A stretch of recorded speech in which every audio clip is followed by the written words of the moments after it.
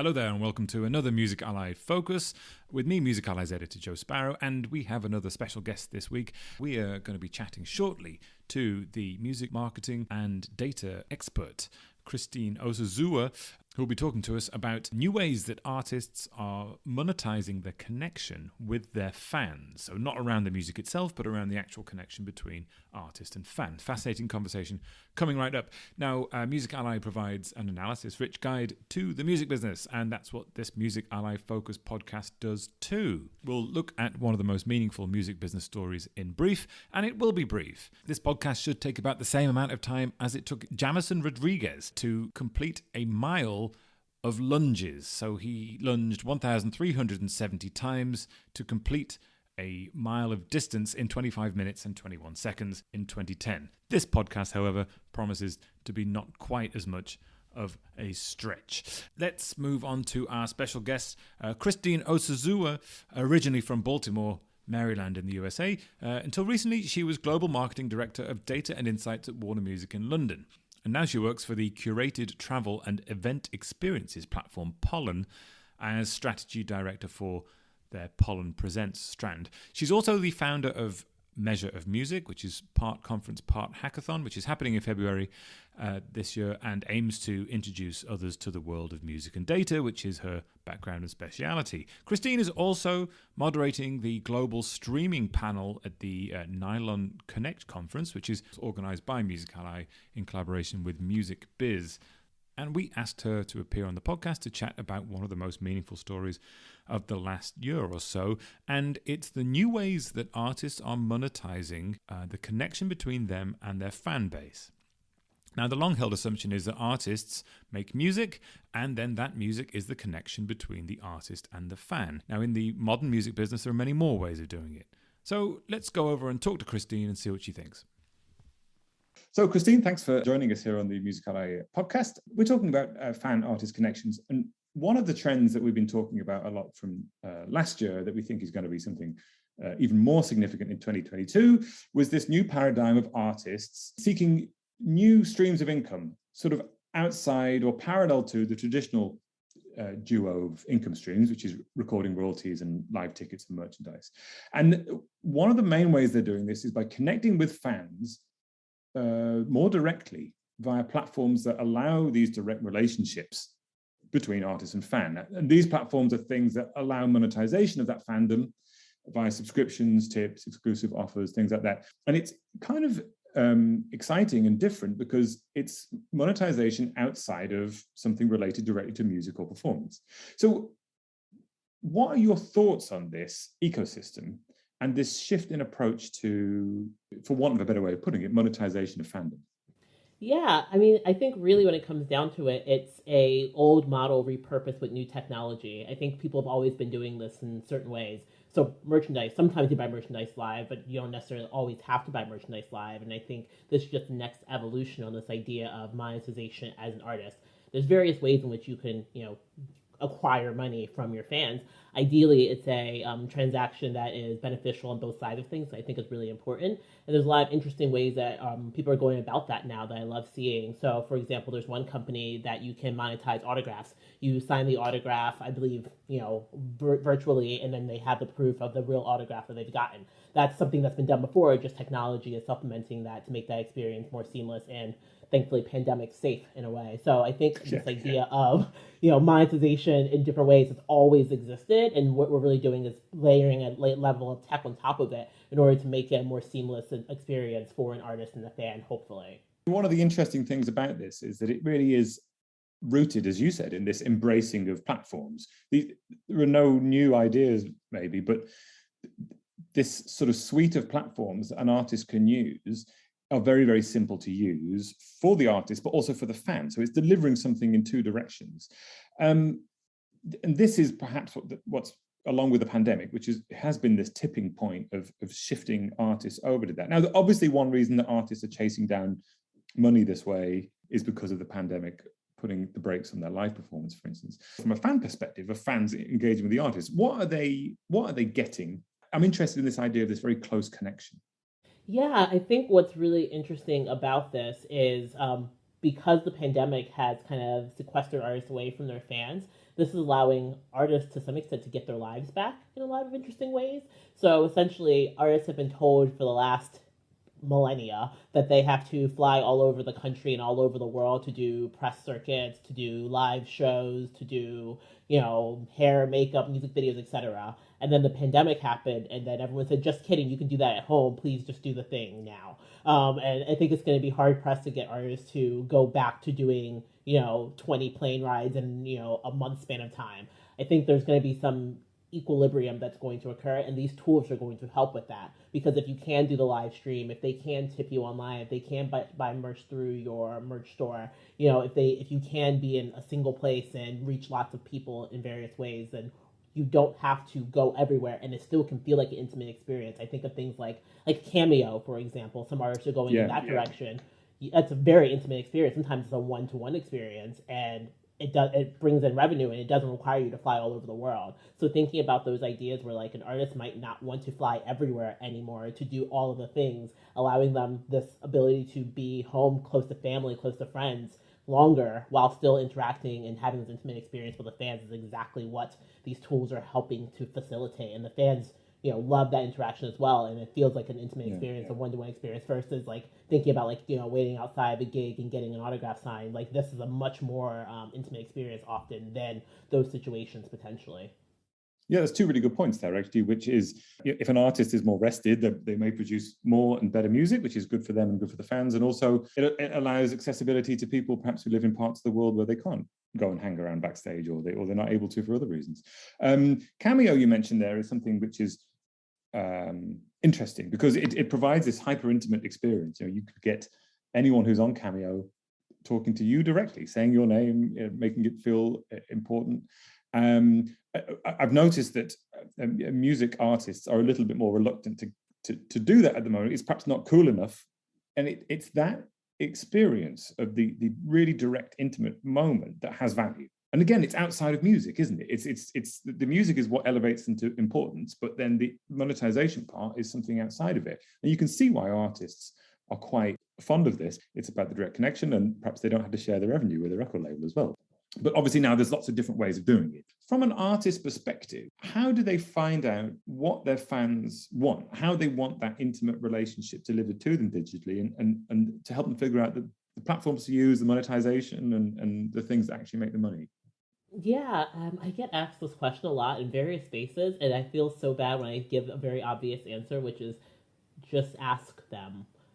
Plain and simple. Yeah. I once heard a story about a frontline record label where they had a WhatsApp group of basically teenagers, and they would text them questions like, "Hey, are you guys using Snapchat?" And that will be the question, and then they would respond back with the answer of, "Oh yeah, we are," or "We're not," or whatever it might be.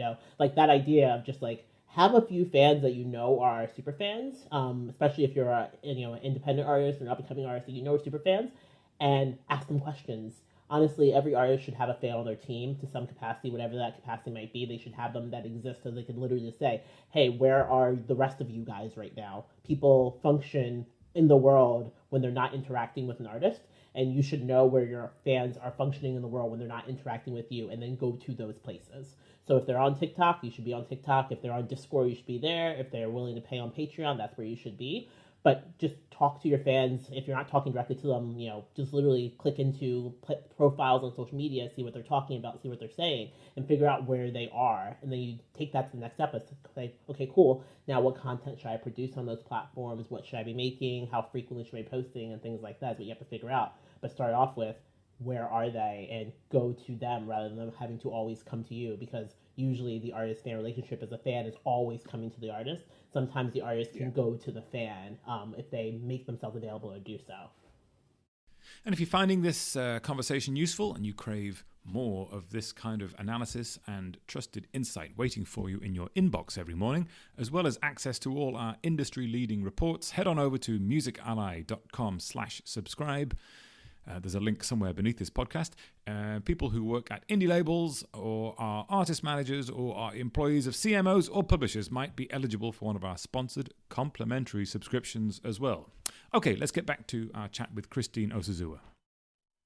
it's almost like we're splitting into two businesses as an artist, if you like. There's the one of making money via music. So you make music, you tour it, you sell it, you stream it, whatever, and that is one set of fan artist relationships, which has an income stream.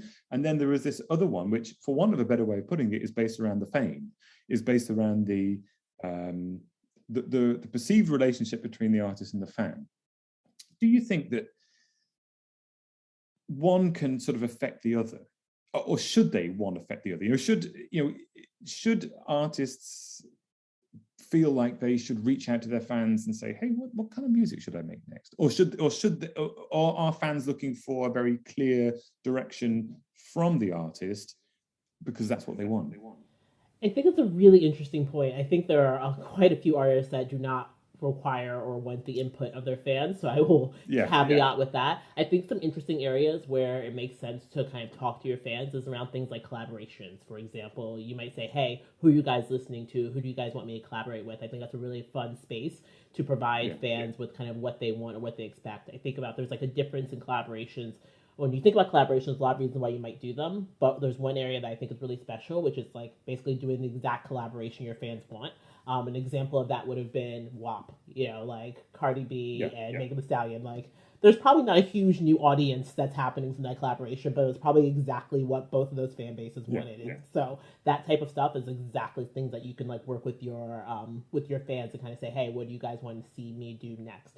In terms of like the full songwriting capacity, I've seen some fun, interesting things there, but I wouldn't say it's like a whole like monetization like process where you might put it as like an instant grat or something like that, or even like a stitch on like TikTok, something like that, but not necessarily like a full fan collaboration situation. I think those are I think for the most part I haven't seen them like blended in a way that would make a lot of sense.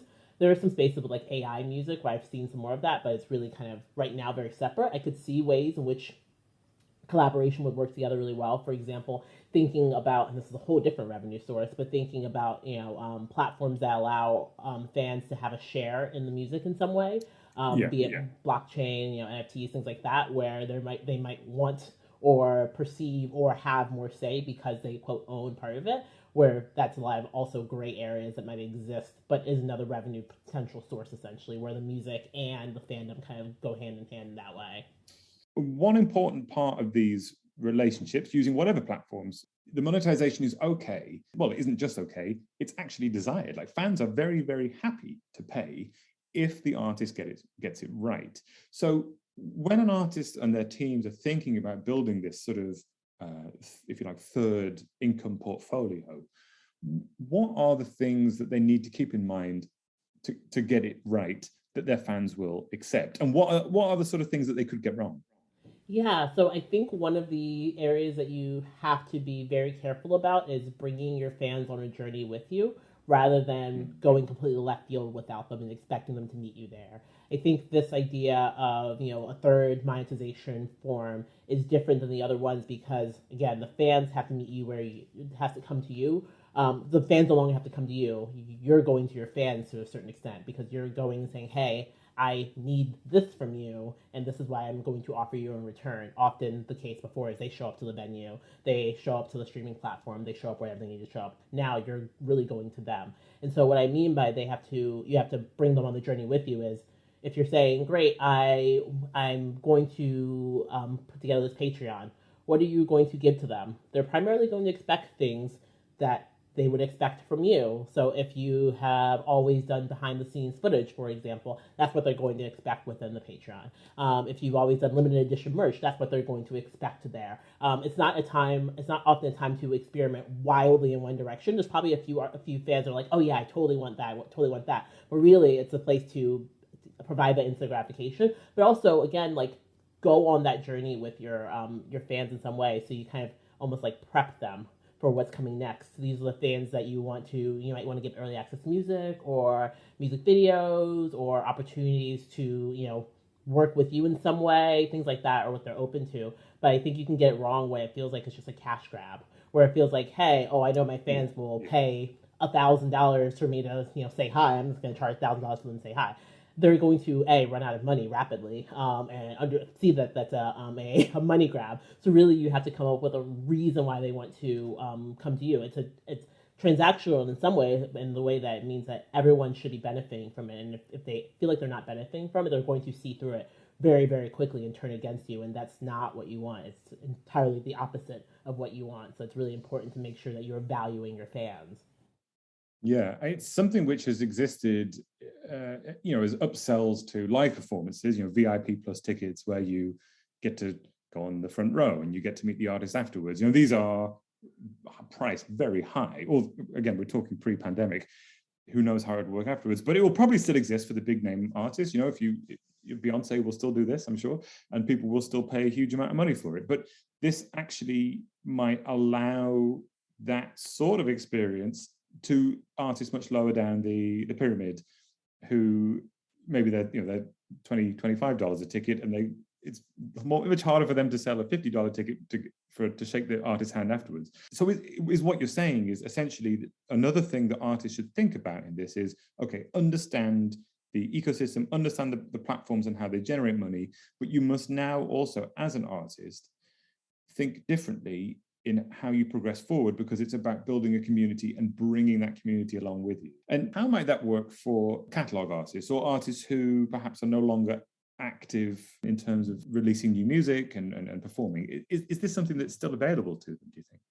Yeah, I mean, I think it's definitely still available because a lot of artists, especially artists that have a really large catalog, have even more often. They have those demos, they have, photos, they have the behind the scene clips, they have like the producers that were in the studio with them. They have all of this like rich content that either exists or could be made that could essentially be the offering up and say, I'm providing you with even more. Think about it in the way like people would like look for bootlegs and things like that. Like there's like you can make those, you can create your own bootlegs, right? And so putting those out in the world and allowing that be the thing that fans are clinging on to when you're not releasing new music, but you want that additional revenue source. That's what I think that's a prime example of what's kind of there for you and for your fans, because a lot of fans that are big fans of like legacy heritage acts are wanting as much as possible. They're going to go to the ends of the earth for like Kiss, Grateful Dead. I know they're still touring, but like there's so much that community wants. And I think there's a especially interesting situation for legacy artists that have that like robust, strong community of people. It doesn't have to be a large group of people, but people that are like willing to go to the ends of the earth for you. That's the community that you want to cultivate. That's the community that you want to keep happy and still provide new stuff to, because I'm sure they've exhausted all of the old things that are available to them, and so continuously providing new things to them is actually a really great spot to be in, and being able to have the opportunity is great for them and you.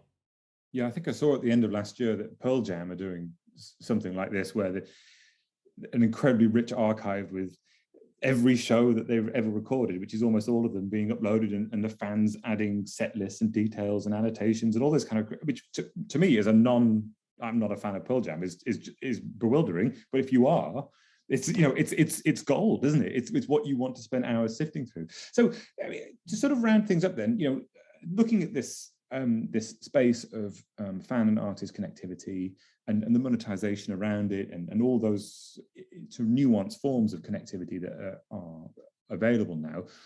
What do you think the future holds, the immediate future, in terms of, how excited are you by this space, but also what are the things that artists should be doing now to really deliver the most to the fans and get the most out of it for themselves? Yeah, I mean, I am honestly super excited about this space because I believe in the power of fandom, and I think puts a lot of the power back into the hands of fans in a lot of ways, sometimes for better, sometimes for worse, but it allows this relationship where it no longer feels so one-sided all of the time.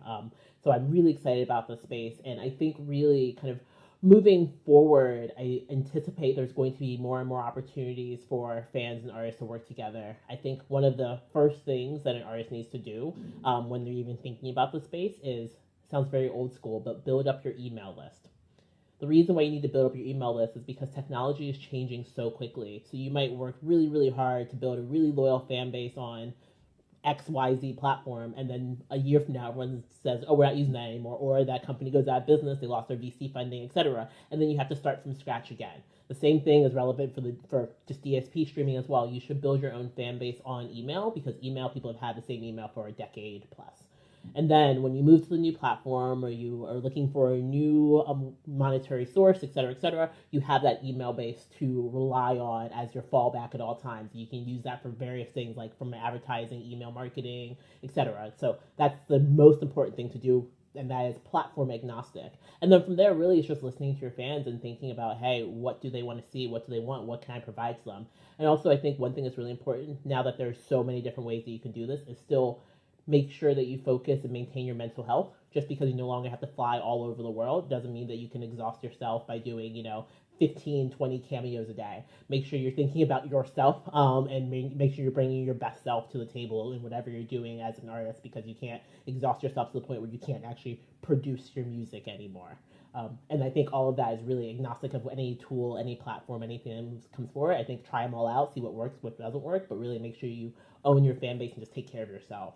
And of course, one other fascinating thing to watch out for is that as artists start generating money outside of their music, it starts to give them the ability to have more control over their music as well, which is another sort of fascinating consequence. So, Christine Osazuwa, thank you very much for joining us.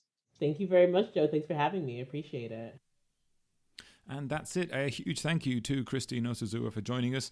And do check out some of the links below the podcast, which will take you to some more information about her event, which is happening in February. That's Measure of Music, and as well the Nylon Connect conference event that she has been moderating recently.